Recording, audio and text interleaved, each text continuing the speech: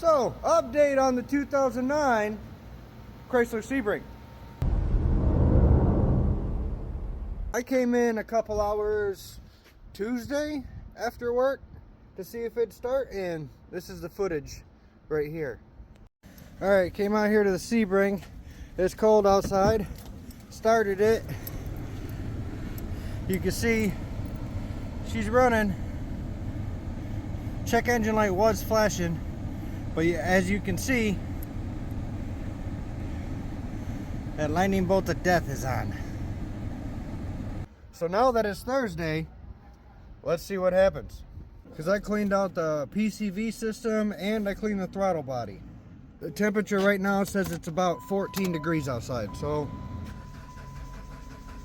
see, we got tach signal. We got red lightning bolt of death still. Alright, we're going to scan it again. And you can see I still got that 2072 code coming back for the throttle control system. Now, I'm not too much worried about the misfires at the moment, because that probably set when I came out here Tuesday night after letting it sit for a couple hours and she ran. Boy, it is freezing out here. But let's have a look at the coolant temp sensor. Even though it's not throwing any codes, I want to see what it's reading. Oh, ain't that interesting? 26.6, and then we got engine coolant temp as 168 degrees. Interesting. Let's try something here. So you remember me saying they replaced all this and this thing was gurgling out. Let's unplug it and see what happens. Back to the car. Negative 39. Alright, let's see if the car starts. Oh, look at that. Car starts up, but we still got red lightning bolt of death. So I think this thing's gonna need a new coolant temp sensor. I rescanned it for codes. You can see that the temp sensor came up, but that's only because I unplugged it. I'm gonna shut this thing off, let it cool back down, order a temperature sensor, put it in, and see what happens. Got the new temp sensor. Let's see what happens. Alright, so let's pop the old one out. Yummy. Set it up there. I'll pop the new one in.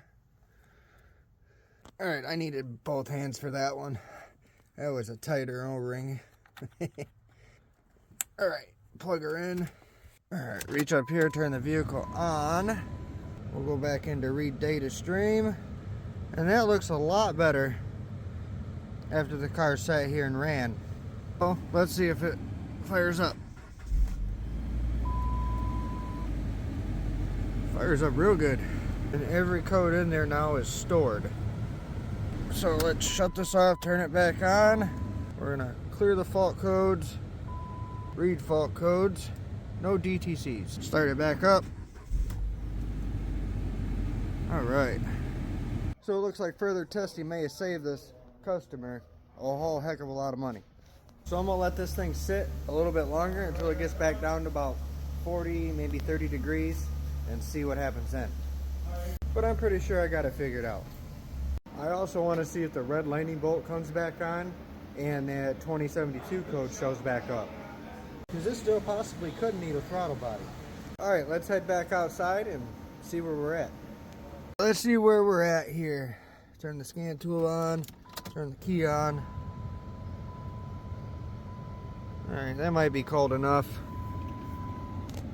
Still got the red lightning bolt, but let's see if she starts. Well, she starts up. I think that might be a win. Let's check it for codes. No DTCs. Alright. Oh, I'm doing all this outside because that's what the customer's complaint was. Only when cold. I'm on the way up. I'm on the way up.